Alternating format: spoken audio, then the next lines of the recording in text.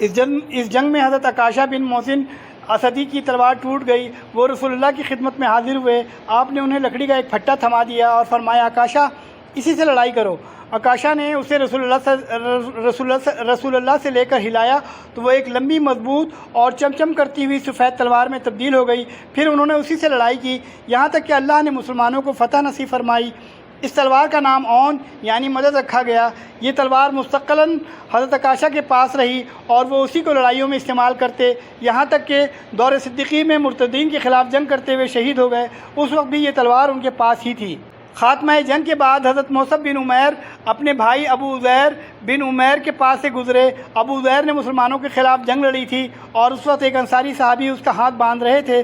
حضرت مصعب نے اس انصاری سے کہا اس شخص کے ذریعے اپنے ہاتھ مضبوط کرنا اور اس کی بڑی مالدار ہے، وہ غالباً تمہیں اچھا فدیہ دے گی۔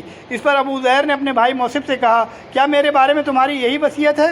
حضرت مصعب نے فرمایا ہاں، تمہارے بجائے یہ انصاری میرا بھائی ہے۔ جب مشرکینوں کی لاشوں کو کنویں میں ڈالنے کا حکم دیا گیا اور عتبہ بن ربیعہ کو کنویں کی طرف گھسیٹ کر لے جایا جانے لگا تو رسول اللہ نے اس کے صاحبزادے حضرت ابو حذیفہ کے چہرے پر نظر ڈالی، دیکھا تو غمزدہ تھے، چہرہ بدلا ہوا تھا۔ آپ نے فرمایا ابو حذیفہ غالباً اپنے والد کے سلسلے میں تمہارے دل کے اندر کچھ احساسات ہیں۔ انہوں نے کہا نہیں واللہ یا رسول اللہ، میرے اندر اپنے باپ کے بارے میں اور ان کے قتل کے بارے میں ذرا بھی لرزش نہیں ہے، البتہ میں اپنے باپ کے متعلق جانتا تھا کہ ان میں سوجھ بوجھ ہے، دور اندیشی اور فضل و کمال ہے، اس لیے آس لگائے بیٹھا تھا کہ یہ خوبیاں انہیں اسلام تک پہنچا دیں گی، لیکن اب ان کا انجام دیکھ کر اور اپنی توقع کے خلاف کفر پر ان کا خاتمہ دے کر مجھے افسوس ہے۔ اس پر رسول اللہ نے ابو حذیفہ کے حق میں دعائے خیر فرمائی اور ان سے بھلی بات کہی۔ یہ معرکہ مشرکین کی شکست فاش اور مسلمانوں کی فتح مبین پر ختم ہوا۔ اس میں 14 مسلمان شہید ہوئے، 6 مہاجرین میں سے اور 8 انصار میں سے، لیکن مشرکین کو بھاری نقصان اٹھانا پڑا۔ ان کے 70 آدمی مارے گئے اور 70 قید کیے گئے جو عموماً قائد، سردار اور بڑے بڑے سربراہ حضرات تھے۔ خاتمہ جنگ کے بعد رسول اللہ نے مقتولین کے پاس کھڑے ہو کر فرمایا تم لوگ اپنی نبی کے لیے کتنا برا کنبہ اور قبیلہ تھے، تم نے مجھے جھٹلایا جبکہ اوروں نے میری تصدیق کی، تم نے مجھے بے یار و مددگار چھوڑا جبکہ اوروں نے میری تائید کی، تم نے مجھے نکالا جبکہ اوروں نے مجھے پناہ دی۔ اس کے بعد آپ نے حکم دیا اور انہیں گھسیٹ کر بدر کے کنویں میں ڈال دیا گیا۔ حضرت ابو طلحہ سے روایت ہے کہ نبی صلی اللہ علیہ وآلہ وسلم کے حکم سے بدر کے روز قریش کے 24 بڑے بڑے سرداروں کی لاشیں بدر کے گندے خبیث کنویں میں پھینک دی گئیں۔ آپ کا دستور تھا کہ آپ جب بھی کسی قوم پر فتح یاب ہوتے تو 3 دن میدان جنگ میں قیام فرماتے۔ چنانچہ جب بدر میں تیسرا دن آیا تو آپ کے حزب الحکم آپ کی سواری پر کجاوا کسا گیا۔ اس کے بعد آپ پیدل چلے اور پیچھے پیچھے صحابہ کرام بھی چلے، یہاں تک کہ آپ کنویں کی بار پر کھڑے ہو گئے۔ پھر انہیں ان کا اور ان کے باپ کا نام لے لے کر پکارنا شروع کیا، اے فلاں بن فلاں، اے فلاں بن فلاں، کیا تمہیں یہ بات خوش آتی ہے کہ تم نے اللہ اور اس کے رسول کی اطاعت کی ہوتی؟ کیونکہ ہم سے ہمارے رب نے جو وعدہ کیا اسے ہم نے برحق پایا، تو کیا تم سے تمہارے رب نے جو وعدہ کیا تھا اسے تم نے برحق پایا؟ حضرت عمر نے عرض کیا یا رسول اللہ، آپ ایسے جسموں سے کیا باتیں کر رہے ہیں جن میں روح ہی نہیں؟ نبی نے فرمایا اس ذات کی قسم جس کے ہاتھ میں محمد کی جان ہے، میں جو کچھ کہہ رہا ہوں اسے تم لوگ ان سے زیادہ نہیں سن رہے، اور ایک روایت میں ہے کہ تم لوگ ان سے زیادہ سننے والے نہیں، لیکن یہ لوگ جواب نہیں دے سکتے۔ مشرکین میدان بدر سے غیر منظم شکل میں بھاگتے ہوئے تتر بتر ہو کر گھبراہٹ کے عالم میں مکے کا رخ کیا۔ شرم و ندامت کے باعث ان کی سمجھ میں نہیں آ رہا تھا کہ کس طرح مکے میں داخل ہوں۔ ابن اسحاق کہتے ہیں کہ سب سے پہلے جو شخص قریش کی شکست کی خبر لے کر مکے وارد ہوا وہ حسمان بن عبداللہ بن خزائی تھا۔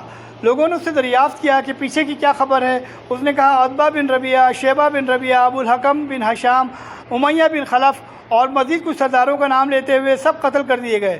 جب اس نے مقتولون کی فہرست میں اشراف قریش کو گرانا شروع کیا تو صفوان بن امیہ نے جو حتیم میں بیٹھا ہوا تھا، خدا کی قسم اگر یہ ہوش میں ہے تو اسے میرے متعلق پوچھو۔ لوگوں نے پوچھا صفوان بن امیہ کا کیا ہوا؟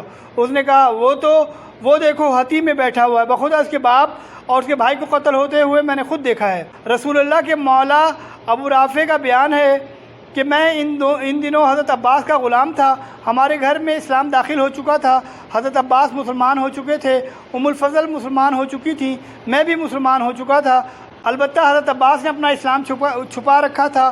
ادھر ابو لہب جنگ بدر میں حاضر نہ ہوا تھا۔ جب اسے خبر ملی کہ اللہ نے اس پر ذلت و رسوائی طاری کر دی ہے اور ہمیں اپنے اندر قوت و عزت محسوس ہوئی۔ میں کمزور آدمی تھا، تیر بنایا کرتا تھا اور زمزم کے حجرے میں بیٹھ کر تیر کے دستے چھیلتا رہتا۔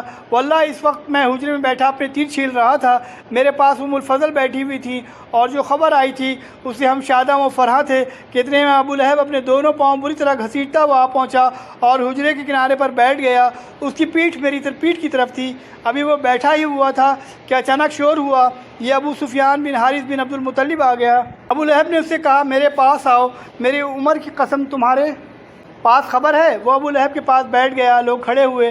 ابو لہب نے کہا بھتیجے بتاؤ لوگوں کا کیا حال رہا؟ اس نے کہا کچھ نہیں، بس لوگوں سے ہماری مٹ بھیڑ ہوئی اور ہم نے اپنے کندھے ان کے حوالے کر دیے۔ وہ ہمیں جیسے چاہتے تھے قتل کرتے تھے اور جیسے چاہتے تھے قید کرتے تھے، اور خدا کی قسم میں اس کے باوجود لوگوں کو ملامت نہیں کر سکتا۔ در حقیقت ہماری مٹ بھیڑ کچھ ایسے گورے چٹے لوگوں سے ہوئی جو آسمان و زمین کے درمیان چتکبرے گھوڑوں پر سوار تھے۔ خدا کی قسم نہ وہ کسی چیز کو چھوڑتے تھے اور نہ کوئی چیز ان کے مقابل تک پاتی تھی۔ ابو رافع کہتے ہیں کہ میں نے اپنے ہاتھ سے خیمے کا کنارہ اٹھایا اور پھر کہا خدا کی قسم فرشتے تھے۔ یہ سن کر ابو لہب نے اپنا ہاتھ اٹھایا اور میرے چہرے پر زوردار تھپڑ رسید کیا۔ میں اس سے لڑ پڑا لیکن اس نے مجھے اٹھا کر زمین پر پٹک دیا، پھر میرے اوپر گھٹنے کے بل بیٹھ کر مجھے مارنے لگا۔ میں کمزور جو ٹھہرا، لیکن اتنے میں الفضل نے اٹھ کر خیمے کا ایک کھمبا لیا اور اسے ایسی ضرب ماری کہ سر میں بری طرح چوٹ آ گئی۔ ساتھ ہی بولی اس کا مالک نہیں ہے، اسے کمزور سمجھ رکھا ہے۔ ابو لہب رسوا ہو کر اٹھا اور چلا گیا۔ اس کے بعد خدا کی قسم صرف 7 راتیں گزری تھی کہ اللہ نے اسے عصا ایک قسم کے تعاون میں مبتلا کر دیا اور اس کا خاتمہ کر دیا۔ عصا کی گلٹی کو عرب بہت منحوس سمجھتے تھے، چنانچہ مرنے کے بعد اس کے بیٹوں نے بھی اسے یوں ہی چھوڑ دیا اور وہ 3 روز تک بے گور و کفن پڑا رہا۔ کوئی اس کے قریب نہ جاتا تھا اور نہ اس کی تدفین کرتا۔ جب اس کے بیٹوں کو خطرہ محسوس ہوا کہ اس طرح چھوڑنے پر لوگ انہیں ملامت کریں گے تو ایک گڑھا کھود کر اس میں لکڑی سے اس کی لاش دھکیل دی اور دور ہی سے پتھر پھینک کر چھپا دی۔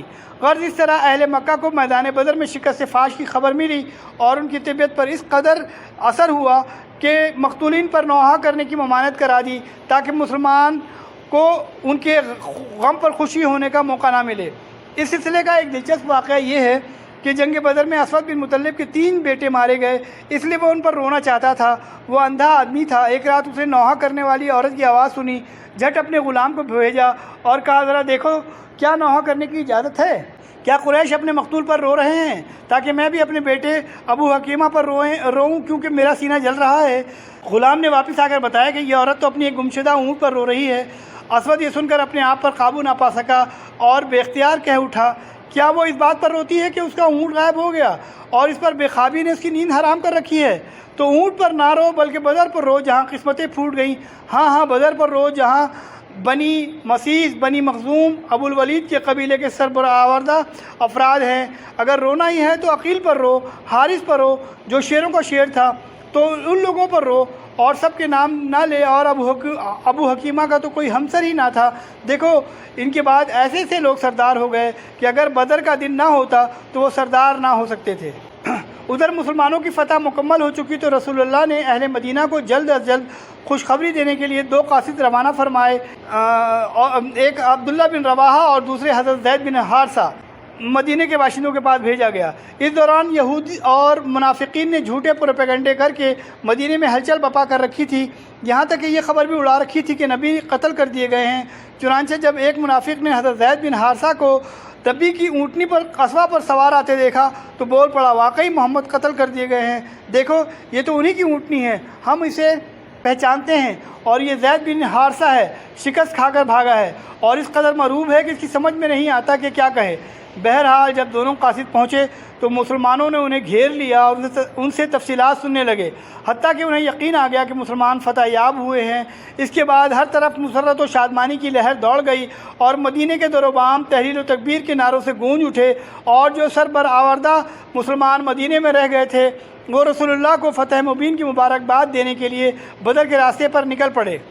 حضرت اسامہ بن زید کا بیان ہے کہ ہمارے پاس اس وقت خبر پہنچی جب رسول اللہ کی صاحبزادی حضرت رقیہ کو جو حضرت عثمان رضی اللہ عنہ کے عقد میں تھیں دفن کر کے قبر پر مٹی برابر کر چکے تھے، ان کی تیمارداری کے لیے حضرت عثمان کے ساتھ مجھے بھی رسول اللہ نے مدینہ ہی میں چھوڑ دیا تھا۔